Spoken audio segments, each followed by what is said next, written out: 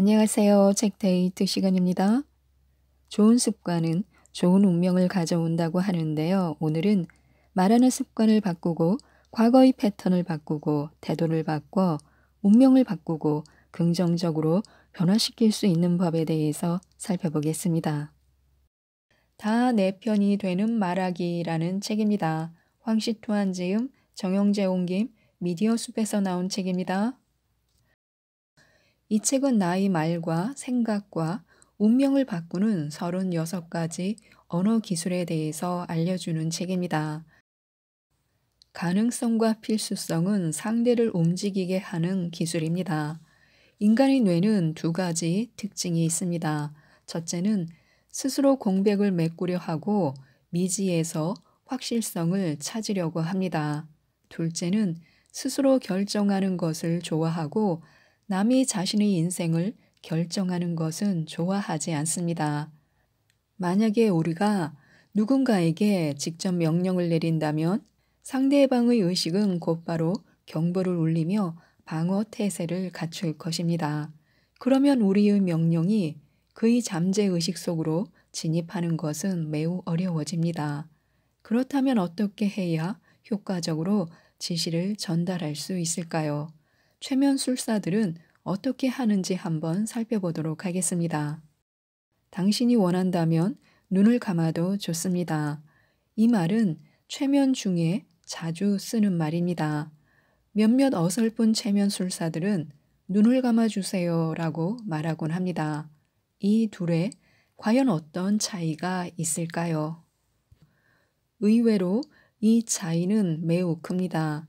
눈을 감아주세요 라고 직접적인 지시를 내렸을 때 당사자의 의식은 다음과 같이 묻습니다. 내가 왜 눈을 감아야 하지? 갑자기 눈을 감으면 무슨 일이 일어나는 거지? 즉, 이런 반응은 의식의 방어 기능을 불러일으킵니다. 반면, 당신이 원하신다면 눈을 감아도 좋습니다. 이 말은 상대방에게 선택의 공간을 주어서 안전하고 확실하다고 느끼게 해주며 자연스럽게 눈을 감을 수 있도록 합니다. 또한 이는 자신의 결정이므로 전혀 거부감을 느끼지 않습니다. 언뜻 보기에 전혀 차이가 없어 보이는 두 마디 말이 완전히 다른 결과를 낳는 것입니다. 가능성 혹은 필수성의 규칙을 문장 속에 숨겨서 상대방이 반항하고 부정할 수 없게 합니다. 가능성과 필수성이라는 최면 어법에 쓰이는 용어로는 할 수 있다, 할 수 없다, 해야 한다, 마땅히, 분명 등이 있습니다. 예를 들면 당신은 더 나은 삶을 살아야 합니다. 당신은 더욱 부유해질 수 있습니다. 당신은 분명 오늘의 결정에 감사할 것입니다. 당신은 마땅히 자신을 잘 대해줘야 합니다. 이 말을 들은 사람은 암암리의 지시를 받게 됩니다. 자신은 눈치채지 못하겠지만 그의 내면은 자신도 모르게 이를 전면적으로 받아들입니다. 사람과 사람 사이의 유대는 결국 소통으로 이루어집니다. 최면 기술을 어느 정도 알면 한편으로는 우리의 불안 지수를 낮추어 마음을 더욱 평온하게 만들 수 있고 다른 한편으로는 타인과의 소통이 더욱 원활해지고 좋은 인간관계를 구축할 수 있습니다. 이 밖에도 타인을 더 잘 이해할 수 있고 내면의 긍정적인 에너지를 방출하여 전달할 수 있게 됩니다.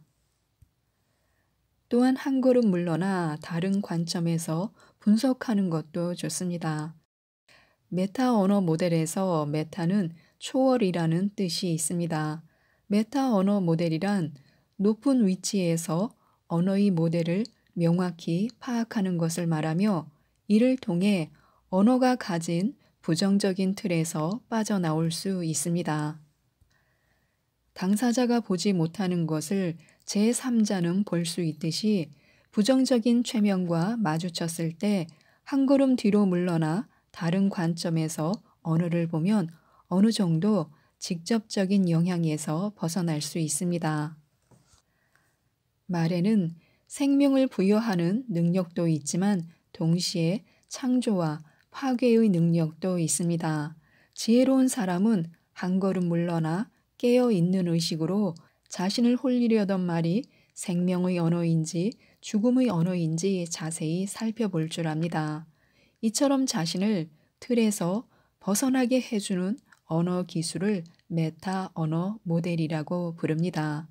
메타 언어 모델은 자신 또는 타인의 말 뒤에 숨겨진 의미를 더 잘 들여다볼 수 있게 하고 신속하게 자신의 사고나 논리에 숨겨진 맹점을 발견하게 합니다. 메타 언어 중 생략은 잃어버린 조각을 찾으면 진실을 볼 수 있습니다. 미국의 유명한 사회자 링클레이터는 텔레비전 프로그램에서 한 소년을 인터뷰했습니다. 너는 커서 무엇이 되고 싶니? 저는 조종사가 될 거예요. 링클레이터는 이어서 질문했습니다. 어느 날 너의 비행기가 태평양 상공을 지나고 있을 때 기름이 다 떨어진다면 어떻게 할 거니? 소녀는 잠시 생각하더니 이렇게 대답했습니다. 우선 승객들에게 안전벨트를 하라고 말한 뒤 저는 낙하산을 메고 뛰어내릴 거예요. 소년의 대답을 들은 관중들은 배꼽을 잡으며 웃었습니다. 그들은 그가 아직 어려 무책임한 말을 한다고 생각했습니다. 그들은 소년이 자신만 살아남으려는 이기적인 생각을 하고 있다고 이해한 것입니다. 사람들이 한바탕 웃고 있을 때 링클레이터는 소년의 눈에 눈물이 가득 고인 것을 발견했습니다. 링클레이터는 관중들의 웃음을 멈추게 한 뒤에 소년에게 물었습니다. 그렇게 하려는 이유가 무엇이니? 소년은 사회자의 질문에 저는 누구보다 빨리 뛰어내려서 기름을 가져올 거예요 라고 큰 소리로 대답했습니다. 소년의 대답에 현장에 있던 사람들은 모두 할 말을 잃었습니다. 만약 링클레이터가 소년에게 마지막 질문을 하지 않았다면 아주 큰 오해를 낳았을 게 분명합니다. 소년은 그저 자신의 안전만 생각한 이기적인 파일럿을 꿈꾸는 아이로 기억되었을 것입니다. 이처럼 사람들과 소통할 때 말로 모든 내용을 표현하는 것은 쉽지 않습니다. 메시지 중 대부분은 자신도 모르는 사이에 생략되어 버립니다. 이러한 생략으로 인해 사람들은 완전히 상반된 결론을 내리기도 합니다. 어느 곤충학자와 상인이 함께 공원에서 산책을 하고 있었습니다. 이야기를 하며 길을 걷던 중 곤충학자는 무슨 소리라도 들은 듯이 갑자기 걸음을 멈췄습니다. 이에 상인이 고개를 갸우뚱하며 왜 그래? 하고 물었습니다. 곤충학자는 방금 귀뚜라미 울음소리 들었어? 희귀 귀뚜라미임이 분명해 라고 상규된 말투로 말했습니다. 이에 상인도 귀를 쫑긋 세우고 들어보려고 했지만 아무 소리도 들리지 않았습니다. 그는 의심 가득한 눈으로 곤충학자를 쳐다보며 아무 소리도 안 들리는 걸 이라고 말했습니다. 기다려봐. 곤충학자는 이 말을 남기고는 풀숲으로 뛰어 들어갔습니다. 그리고 잠시 후 그는 귀뚜라미 한 마리를 손에 들고 돌아왔습니다. 봤지? 거짓말 아니라니까. 상인은 곤충학자의 청력에 입이 떡 벌어졌습니다. 그리고 두 사람은 다시 길을 걷기 시작했습니다. 이런저런 얘기를 하며 걷던 중 이번에는 상인이 걸음을 멈추더니 오던 길을 되돌아가 땅에서 작은 동전 하나를 주워 왔습니다. 이번에는 곤충학자가 그의 눈썰미에 감탄을 금치 못했습니다. 곤충학자는 상인이 듣지 못한 곤충의 울음소리를 들을 수 있고 상인은 곤충학자가 보지 못한 작은 동전을 볼 수 있었습니다. 이유가 뭘까요? 이는 세상에 대한 두 사람의 관심사가 달랐기 때문입니다. 따라서 이 두 사람이 바라보는 세상도 다를 수밖에 없습니다. 첫 번째 이야기는 메시지의 생략이 듣는 사람에게 얼마나 큰 오해를 불러오는지에 대해 알려줍니다. 두 번째 이야기는 우리의 뇌가 관심사에 따라 어떤 메시지는 빠뜨리고 또 어떤 메시지는 선택하는지를 알려줍니다. 익숙한 각도에서 벗어나 다른 시선으로 보는 것도 좋습니다. 몇몇 자신감이 없는 사람들은 다음과 같은 부정적인 신념을 가지고 있습니다. 난 못해. 나는 기억력이 너무 안 좋아. 나는 너무 멍청해. 이럴 때 너는 할 수 있어. 너 기억력 좋아. 너는 멍청하지 않아 같은 말들은 그다지 설득력이 없습니다. 너가 나보다 날 잘 알아? 라는 상대방의 말 한마디에 대화가 끝나버릴 수도 있습니다. 모든 일은 앞뒤, 양면이 있는 법입니다. 중에 양이 있고 양 중에 음이 있습니다. 노자의 도덕경에는 무언가를 가지고 있는 것은 편리함을 가져다 준다. 마찬가지로 가진 게 없는 것 또한 다른 쓸모가 있다라는 문장이 나옵니다. 장자 중에는 이런 이야기도 있습니다. 석시라는 목수가 길을 걷던 중 키가 하늘에 닿을 듯하고 성인 남성 열댓 명이 둘러 앉아도 모자랄 둘레를 가진 상수리 나무를 보았습니다. 구경꾼들은 그 나무를 신의 나무라고 불렀습니다.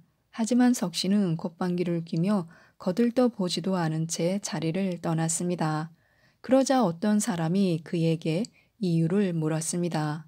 석씨가 대답했습니다. 상수리 나무는 아무짝에 쓸모가 없는 나무입니다. 저절로 배를 만들면 가라앉고 그릇을 만들면 쉽게 깨지며 관을 짜자 하니 또 쉽게 부식됩니다. 이처럼 쓸모가 없으니 쳐다볼 필요도 없지요. 라고요. 그렇게 집에 돌아와 잠을 청한 석씨는 꿈을 하나 꾸었는데 꿈속에 상수리 나무가 나와서 그에게 말했습니다.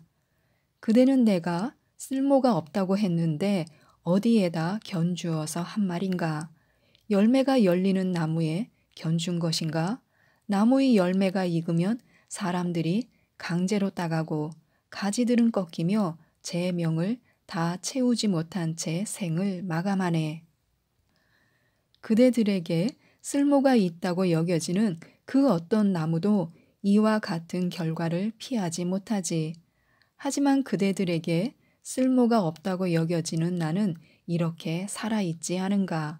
그렇게 사람들에게 신의 나무로 불리고 사람들은 나에게 와서 기도하지 않는가. 이래도 내가 쓸모없다고 할 수 있는가?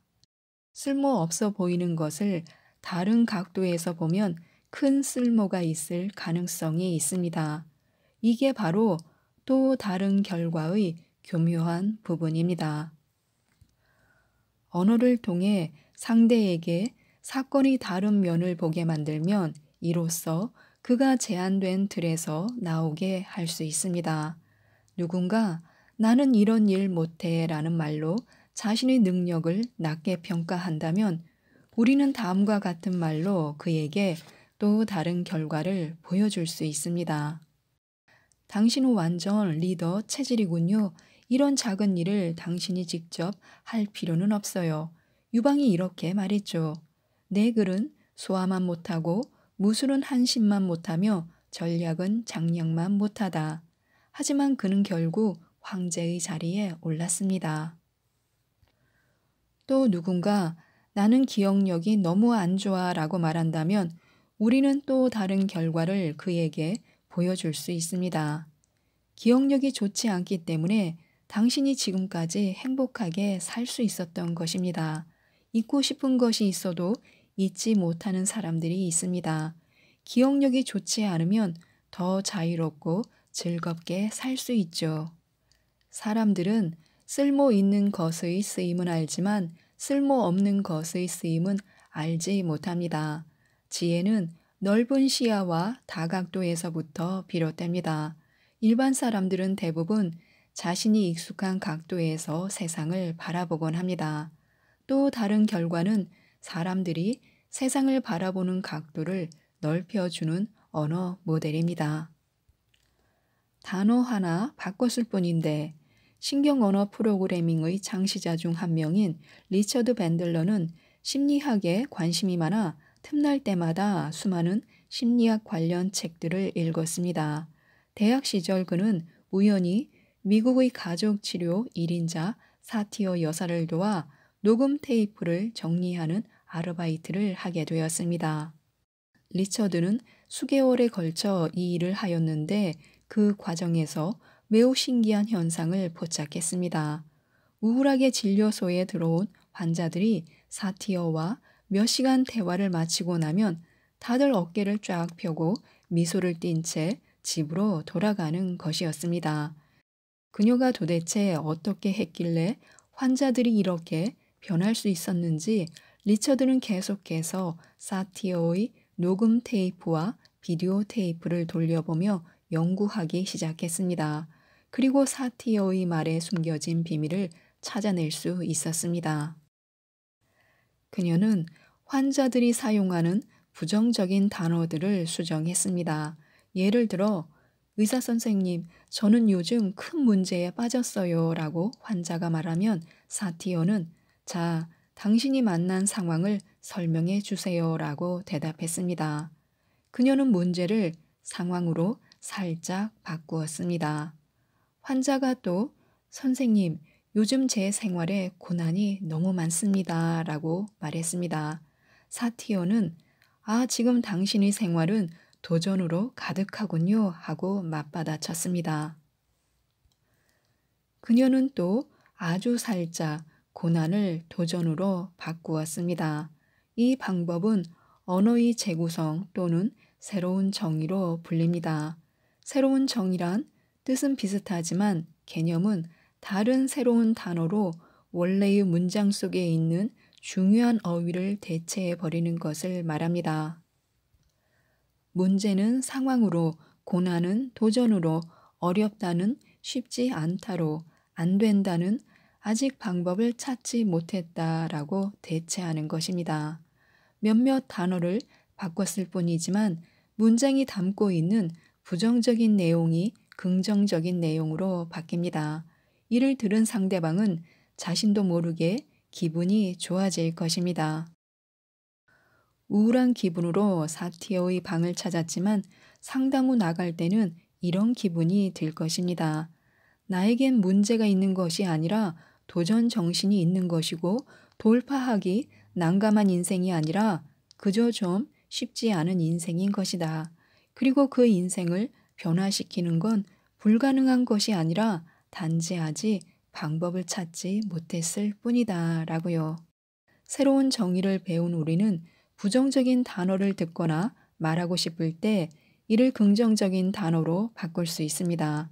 순간적으로 긍정적인 단어가 떠오르지 않을 때는 부정사를 지닌 긍정적인 말로 부정적인 단어를 대체할 수 있습니다. 예를 들어 우리는 어렵다를 쉽지 않다로 대체할 수 있고 기분이 나쁘다를 기분이 좋지 않다로 대체할 수 있습니다.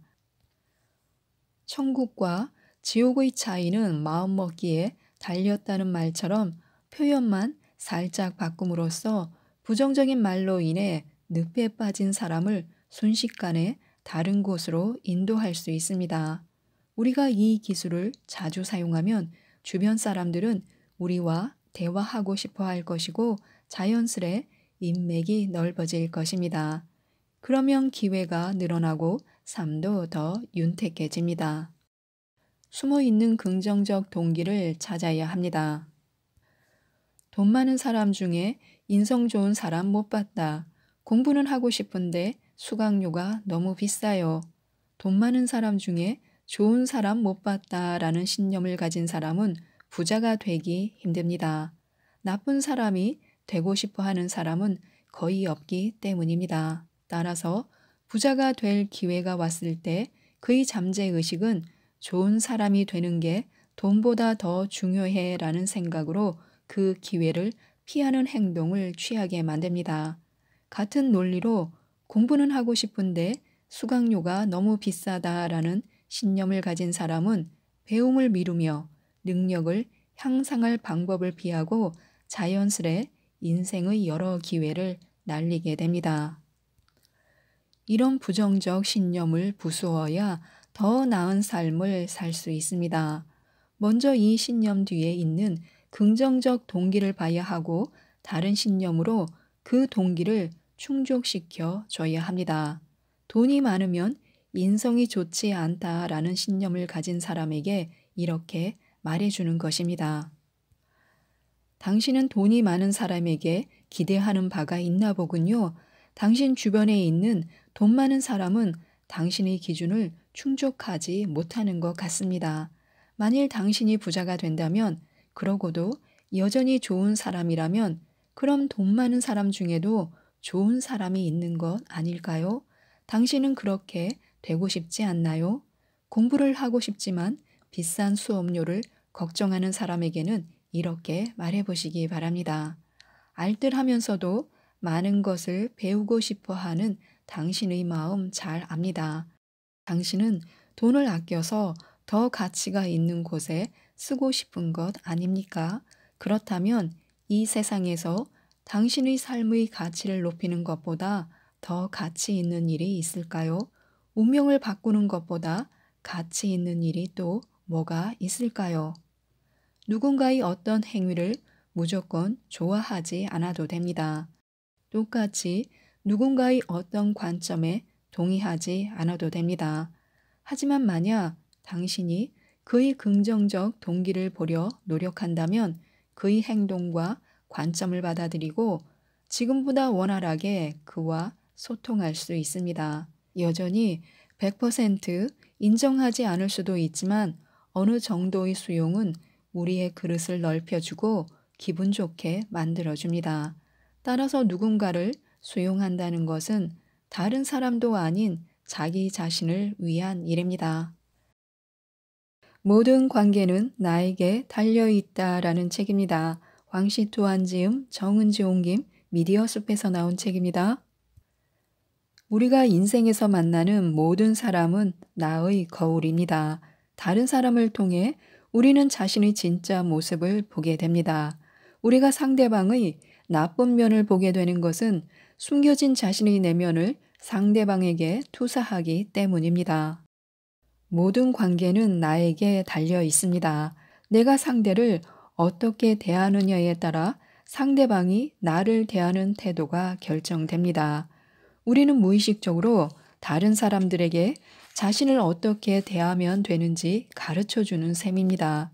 누군가는 상대에게 자신을 존중하라고 가르치고 누군가는 자신을 어떻게 사랑하면 되는지 알려줍니다. 하지만 누군가는 자신에게 상처 주는 방법을 가르칩니다. 어려운 상황 앞에서 불평하는 것은 전혀 도움이 되지 않습니다. 그것과 맞서는 것도 오히려 깊은 수렁에 빠지게 만듭니다. 그럼 어떻게 해야 할까요? 우리는 왜 반복해서 공경에 빠지는 걸까요? 그건 바로 익숙한 삶의 패턴과 연관이 있습니다.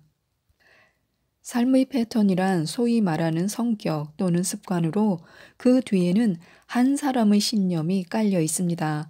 신념은 사람의 행동을 결정하고 행동은 결과로 이어집니다.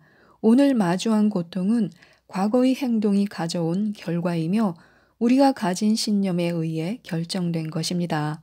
내면의 번뇌, 혼란, 실망, 그리고 피로 등은 모두 신념과 관련이 있습니다. 이 책의 저자는 사람의 운명을 결정짓는 신념을 인생 소프트웨어라고 부릅니다. 만약 이 소프트웨어가 바뀌지 않는다면 삶은 계속해서 과거의 패턴을 그대로 반복할 것입니다. 그래서 우리는 내 자신의 내면에 있는 패턴을 인식해야 합니다. 우리의 삶이 행복할지, 고통스러울지, 강할지, 나약할지, 긍정적일지, 비관적일지, 희망이 가득할지, 절망적일지는 모두 우리 내면의 인생 소프트웨어의 차이에서 결정됩니다. 인생은 결국 내면의 소프트웨어가 밖으로 드러나는 것이고 인생 소프트웨어가 사람의 일생을 결정짓습니다. 이 소프트웨어가 바뀌기만 한다면 연애, 결혼, 가정생활, 그리고 사업 등 인생의 다방면에 좋은 영향을 미치게 됩니다. 그렇기에 새로운 내가 되기 위해 해야 할 첫 번째 단계는 자신의 내면에 있는 패턴을 인식하는 것입니다. 이것을 인식한 다음에야 우리는 새롭게 남은 인생을 살아갈 수 있습니다. 사람은 자신의 패턴을 본 뒤에야 자연스럽게 변화될 수 있습니다. 인생은 모두 비할 수 없이 아름다워질 수 있습니다. 핵심은 우리가 자기 삶의 패턴을 인식하고 더 나은 삶을 위해 끝없이 노력할 수 있다는 데 있습니다. 뜻대로 되지 않는 인생과 불공평한 운명을 불평할 때면 스스로에게 이런 질문을 해보는 것이 좋습니다. 나는 어쩌다가 지금 이 길을 걷게 되었나? 내 안의 어떤 패턴 때문에 세상이 나를 힘들게 하는가 하고요. 만족과 현실 안주는 다른데요. 과거와 현재의 자신을 기쁘게 받아들여야 합니다. 주위를 돌아보면 현실에 안주하며 자신이 옳다는 것을 증명하는데 거의 모든 힘을 쏟는 사람이 많다는 걸 알게 됩니다. 물론 자신을 받아들이는 것과 만족하며 기뻐하는 것이 나쁜 것은 아닙니다. 그러면 우리는 어떻게 진정으로 자신을 받아들이고 만족하며 기뻐할 수 있을까요? 우선 받아들임은 수용하는 것과 다르고 만족은 현실에 안주하는 것을 의미하지 않는다는 것을 알아야 합니다. 받아들인다는 것은 시간 프레임이 있는 것으로 과거와 현재의 자신을 관용하고 기쁘게 받아들인다는 의미입니다. 미래에 대해 개방적인 자세를 갖고 앞으로 더 나아질 수 있다고 믿고 노력하는 것입니다. 받아들이는 대상은 사람이며 과거의 내가 어떻든 상관없이 아무것도 되지 않더라도 나를 받아들이며 좋아하고 스스로 더 나아지기 위해 쏟은 노력을 높게 평가하는 것입니다. 그러나 받아들이는 대상이 일이라면 결과가 좋지 못했던 행동에 대해서 끊임없이 수정하고 개선하며 발전시킵니다. 또한 만족할 줄 아는 것은 지금 내가 가진 모든 것에 감사하고 자신에게 주어진 모든 자원을 누리고 그 가치를 드러낼 수 있게 하는 것입니다. 만족할 줄 아는 것은 현실에 안주하는 것도 아니고 그렇다고 과거에 스스로를 가두고 그 자리에 멈추는 것도 아닙니다. 오히려 미래에 대한 희망을 품고 적극적이고 주체적으로 살아가는 삶의 자세를 말합니다. 반면 현실에 안주하는 태도는 현재의 것에만 만족하고 진취적인 것에 대해 생각하지 않으며 지금 있는 곳에 멈춰서는 수동적인 삶의 자세입니다. 지금 가지고 있는 모든 것이 나의 기초이고 내 삶의 터전이기 때문에 그것을 부정하고 거부하는 것이 아니라 받아들이고 감사해야 합니다. 감사하는 마음으로 지금 주어진 모든 것을 소중히 여겨야 비로소 자신의 영역을 넓히고 인생을 더욱 아름답게 만들 수 있습니다. 용서는 자기 자신에 관한 것이고 자기 치료이며 자기 자신의 삶을 더 풍요롭게 하기 위한 것입니다. 그렇기 때문에 타인과는 관계가 없습니다. 그러나 우리는 쉽게 자기 입장과 시각에만 집착하며 남을 증오하느라 마음이 좁아집니다. 우리는 자신의 시각을 뛰어넘어 다른 각도에서 문제를 바라볼 수 있을 때, 그리고 더 높은 곳에서 주변 사람들의 처지와 생각을 바라볼 수 있을 때라야 성숙해지고 용서할 수 있는 능력을 지닌 사람이 됩니다. 물론 용서하는 동시에 위험에 대비해 더 이상 피해를 보지 않는 능력도 키워야 합니다. 우리는 다른 사람을 변화시키거나 통제할 수 없습니다. 우리가 할 수 있는 유일한 일은 자기 자신을 잘 돌보는 것입니다. 스스로 좋아지고 강해지면 자연히 어떤 상황에서도 외부로부터 상처를 받지 않게 됩니다. 사람에게 병이 생기는 이유는 원기가 부족해서입니다. 가장 건강하게 사는 방법은 병이 났을 때 치료하는 것이 아니라 일상생활에서 원기를 잘 길러서 외부의 적들이 침입할 수 없도록 만드는 것입니다. 과거의 상처나 원한으로 잠을 못 이룬다면 좀 더 높은 자리에 서서 다른 사람의 처지를 보고 문제를 다른 각도에서 바라보며 진실을 탐구하는 것도 좋은 방법입니다. 모든 문제의 근원엔 자기 가치가 있습니다. 심리학적으로 불안은 대개 안정감이 부족한 데서 비롯됩니다. 내면에 미래에 대한 불안감이 있을 때 우리는 더 나쁜 일이 생길까봐 앞으로 일어나지 않은 일을 오늘 두려워하며 지냅니다. 미래에 일어날 수 있는 변화에 대처할 능력이 있다고 믿는 사람은 미래에 대한 확신이 있습니다. 반대의 경우엔 두려움 때문에 불안해합니다. 미래에 대처할 자신이 있는지 없는지는 주관적인 평가에 근거합니다. 심리학에서는 자신에 대한 주관적 판단을 자기 가치라고 합니다. 주관적으로 자신의 능력을 믿고 모든 문제를 해결할 수 있다고 확신하는 것이 바로 자기 가치가 높다는 뜻입니다. 자기 가치가 높은 사람은 미래에 대한 안정감이 충만하므로 자연히 불안해하지 않습니다. 그래서 모든 문제의 근원엔 자기 가치가 있습니다. 두려움을 느낄 때 먼저 그것이 현재의 위험에 대한 두려움인지 미래에 대한 불안인지 구분해야 합니다. 만약 불안하다면 스스로에 대한 확신이 없어서 생긴 결과임을 알 수 있습니다.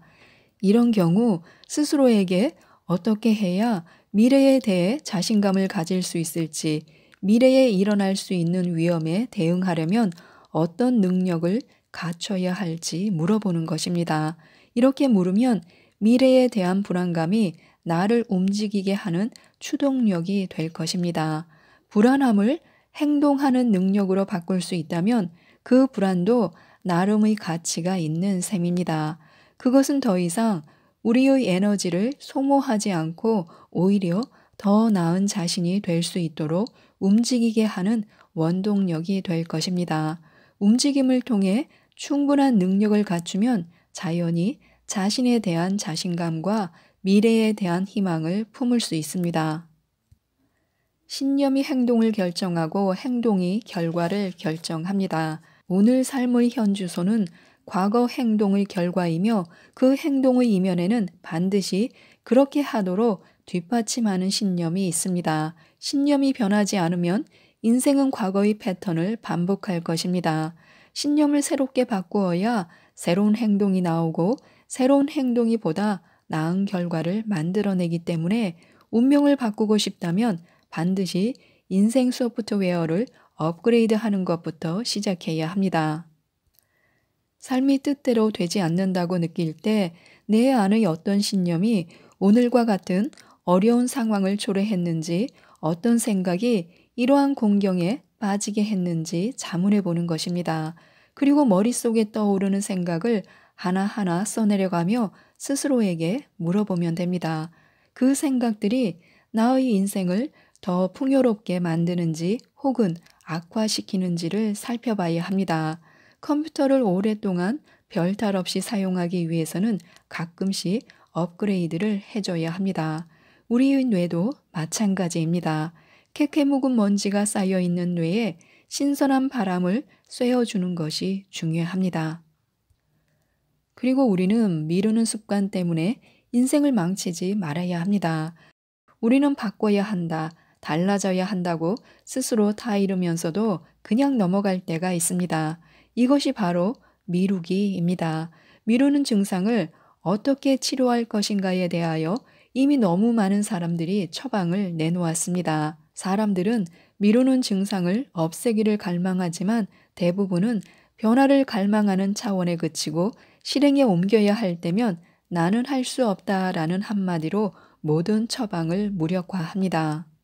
미루기라는 행동을 통해 현재 상태를 그대로 유지하려고 하고 더 나은 삶을 살 가치가 없다고 생각하고 있다면 현재 자신의 가치가 낮은 상태임을 깨닫게 될 것입니다. 그러면 나는 더 나은 삶을 가질 가치가 없다는 생각을 버리고 자연스럽게 더 나은 삶을 추구하는 행동을 하게 될 것입니다. 자신의 상태를 알고 움직이기 시작했다면 지금부터는 자신의 두려움과 마주해야 합니다. 한 구석에 틀어박혀 안전을 즐기는데 익숙해졌기 때문입니다. 자신이 더 나은 삶을 누릴 가치가 있다고 생각한다면 두려움을 극복하는 것은 더 이상 어려운 일이 아닙니다. 두려움을 직시하면 다음과 같은 질문을 자신에게 던질 수 있습니다. 내가 두려움을 만나게 된다면 어떤 일이 벌어질까? 최악의 상황은 무엇일까? 이 최악의 결과를 이해할 수 있겠는가? 만약 답이 긍정적이면 문제될 것이 없습니다. 만약 답이 부정적이면 다시 물어보면 됩니다. 최악의 결과를 받아들일 수 없다면 그것을 피하기 위해 나는 지금 무엇을 할 수 있을까? 최악의 일이 일어날 확률은 과연 얼마나 될까? 이렇게 자문하다 보면 나쁜 일이 일어날 확률이 1% 미만이라는 것을 알게 됩니다. 두려움을 넘어서는 것은 매우 중요합니다. 두려움을 뛰어넘을 수 있기에 미루는 것을 돌파할 수 있습니다. 그리고 미루기를 넘어서면 인생의 한 단계가 업그레이드 되고 자신의 세계는 더욱 커집니다.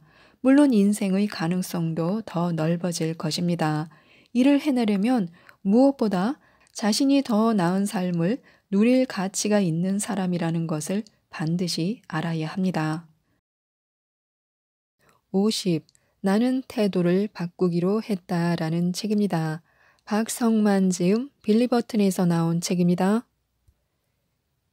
이 책은 공허함에 무너지지 않고 나를 지키는 마음 공부를 담은 책입니다.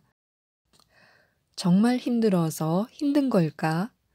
사람은 힘들어서 힘들고 힘들지 않아도 힘이 듭니다. 말을 안 해서 그렇지 멍석만 깔아주면 사실은 하고 다 나옵니다. 이야기를 잘 들어보면 그들은 정말 힘든 시기를 보내고 있습니다. 그러면 정말 힘든 것일까? 그것은 아닙니다. 힘들다라는 느낌에 집중해서 힘이 듭니다. 힘듦에서 벗어나는 근본적인 처방은 내어주고 맡기는 것입니다.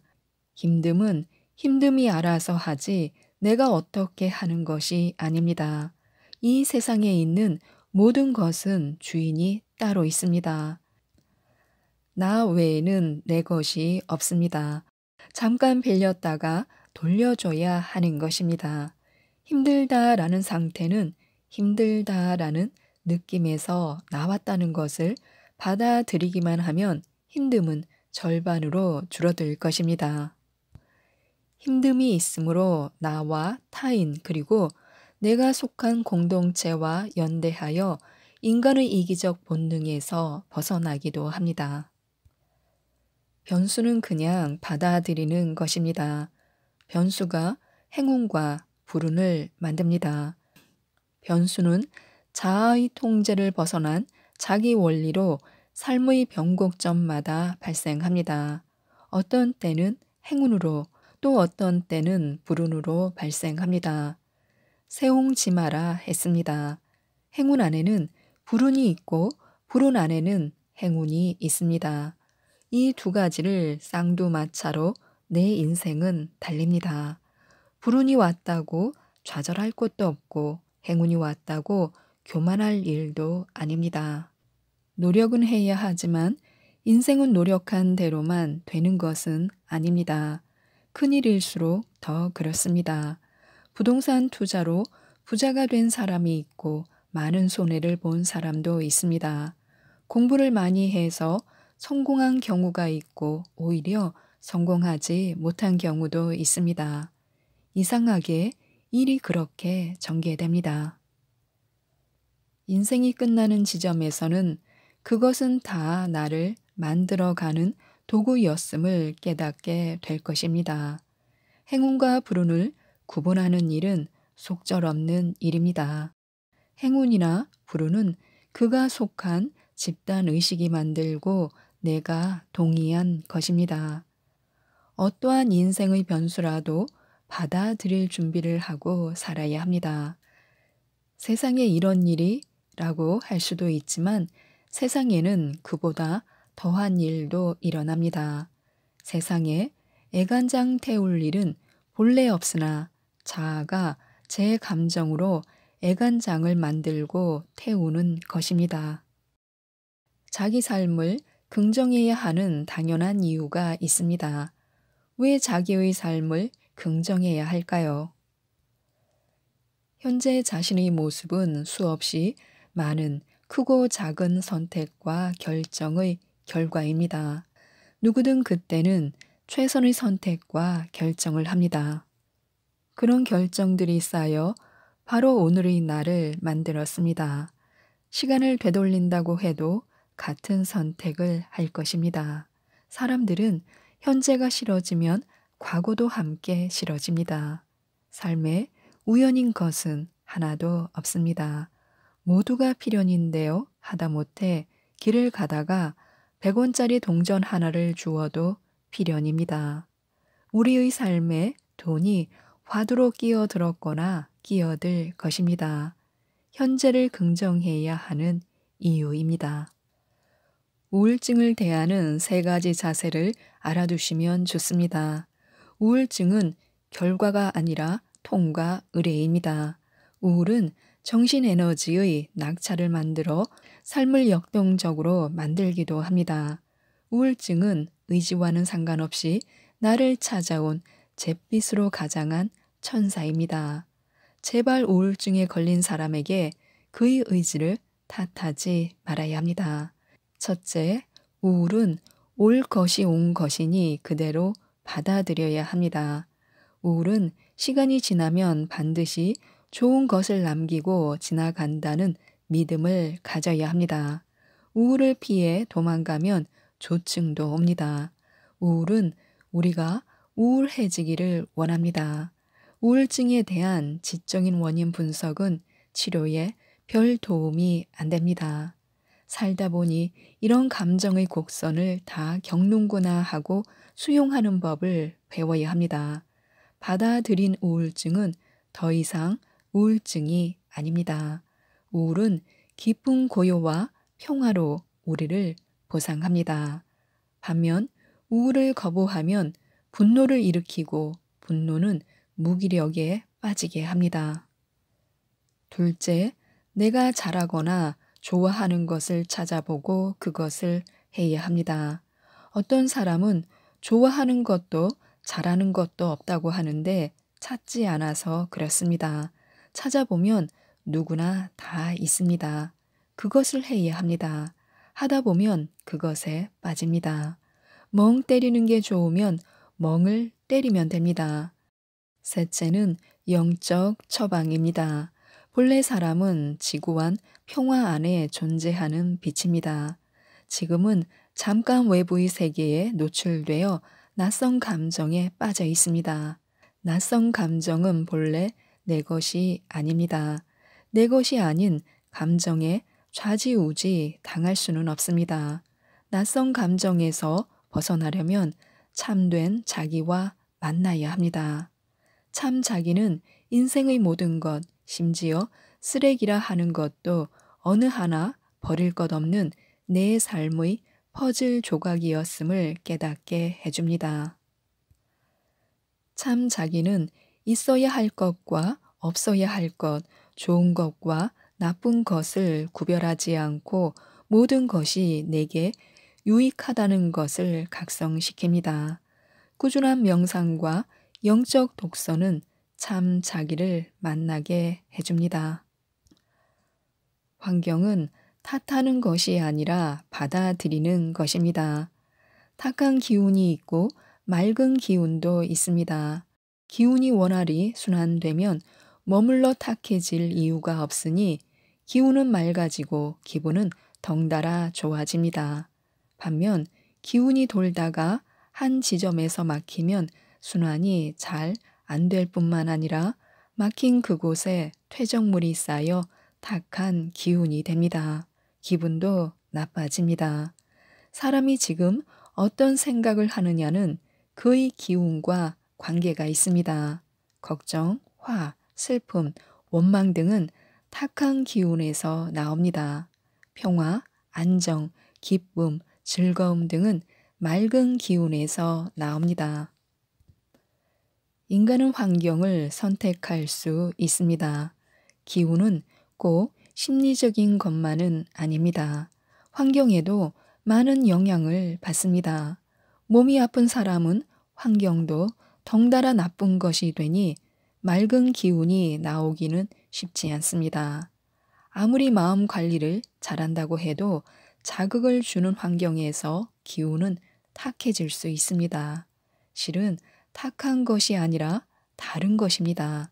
내가 지금 이 순간에 받아들이지 못해 탁한 것으로 만들어 분리해버린 것입니다. 기운과 환경은 상호작용합니다. 암진단, 부도, 실직, 실수나 실패, 비난받는 일 등이 생기면 생각은 전진하지 못하고 정지하거나 뒤로 후퇴합니다. 몸의 증상은 편두통, 불면, 찌뿌둥함, 특정 부위의 통증 등으로 나타납니다. 정신과 몸에 탁한 기운이 돌아 암과 각종 질병의 원인이 됩니다. 실은 다른 기운을 스스로 탁한 기운으로 만들어 병을 키운 것입니다. 다른 기운을 받아들이지 못해 탁한 기운이 된 것입니다. 만일 우리가 자기 의지대로 좋은 환경을 창조할 수 있다면 탁한 기운 때문에 괴로울 필요는 없습니다. 환경이 환경을 만든다라는 말은 어느 정도 사실입니다. 인간에게는 마법사처럼 환경을 자율적으로 만들 수 있는 능력이 없습니다. 누구나 좋은 환경을 원하지만 누구나 좋은 환경에 있는 것은 아닙니다. 우리는 내 의지와는 상관없는 환경에서 태어나고 성격과 정서의 기초가 형성되는 생의 중요한 시간은 타율적 환경에서 보냅니다. 이 말은 인간이 환경의 패배자가 아니라 환경을 스스로 재건해야 할 책임적 존재라는 것입니다. 중년이라는 시기가 꼭 가을은 아닙니다. 중년 심리학자들은 중년을 가을에 비유합니다. 가을이 결실의 계절이듯이 중년인 우리는 살아온 세월만큼 결실이 있습니다. 그러나 가을은 곧 겨울을 채비해야 합니다. 인생은 내가 아는 것보다 모르고 맞이해야 하는 것이 더 많습니다. 나이 들면 경험이 많아져 삶을 더 관조할 수 있다고 생각하지 말아야 합니다. 두려워하지 말고 경험해야 합니다. 경험이 많을수록 더 많은 인생의 과제를 선물로 받습니다. 과제를 많이 이행한 학생일수록 삶이 가볍습니다. 이런 일도 이런 감정도 나에게 오는구나. 적극적으로 해결하기보다 흐르는 대로 내버려 두면 일이 이를 해결하는 경우가 많습니다. 어떤 감정도 내 것으로 만들지 말아야 사사로운 일에 일희일비하지 않습니다. 완벽한 청사진을 보면서 앞으로만 가는 것은 로봇이나 할 짓입니다. 그 길에 미련을 버려야 합니다. 이것이야말로 위대한 딴 생각입니다. 지금 우리가 가야 할 길은 항상 눈앞에 있습니다. 바로 지금 우리가 그 길에 첫 발을 내디뎌야 합니다. 실패를 두려워하지 말아야 합니다. 실패를 통하지 않고는 내면의 그림자를 만날 수 없습니다. 안정적이지 않다고 불평하지 말아야 합니다. 삶은 불안정할 때도 있습니다. 다만 안정되었다고 믿고 싶을 뿐입니다. 타인의 비난을 두려워하지 말아야 합니다. 두려움은 아주 낮은 주파수로 우리의 길을 가로막는 가장 큰 적입니다. 가다가 넘어지면 다시 일어서면 됩니다. 나이와는 상관없이 인생은 항상 출발선에 있는 것이나 다름없습니다. 그것은 딴짓이 아니라 우리가 가야 할 길입니다. 말 한마디는 미래의 희망을 보게 할 수도 있고 삶의 의욕을 한순간에 꺾어버릴 수도 있습니다. 불가능해 보이는 기적을 창조할 수도 있고 생명이 지닌 모든 가능성을 무너뜨릴 수도 있습니다. 긍정적인 삶의 변화를 이루어 가셨으면 좋겠습니다. 이상 책데이트였습니다. 감사합니다.